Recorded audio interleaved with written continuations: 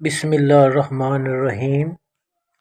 ایک مرتبہ اللہ پاک نے جب آپ کے حسن حقیقی سے پردہ اٹھایا تو لوگ دیدار کے لیے بے قرار ہو کر دوڑ پڑے اور اس اصطدام میں 25,000 مرد و عورت ہلاک ہو گئے اور آپ کے حسن کی تاب نہ لا کر مزید 5,000 مرد اور 360 عورتوں نے دم توڑ دیا۔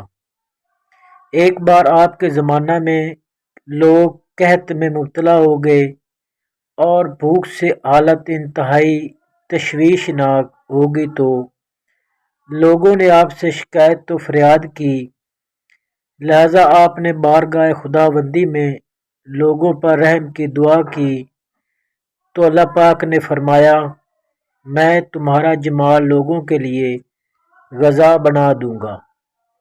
چنانچہ آپ نے لوگوں کو جمع کیا اور انہیں اپنا چہرہ دکھایا تو لوگوں کی بھوک جاتی رہی اور باقی 40 دن بھی لوگوں نے اسی طرح گزارے۔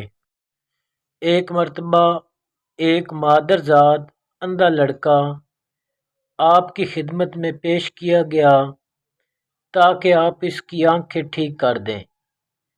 چنانچہ آپ نے اپنا نورانی چہرہ جب اس لڑکے کی طرف کیا اور آپ کے چہرے کی روشنی اور شعاعیں اس پر پڑیں تو اللہ پاک نے اسے آنکھیں عطا فرما دیں۔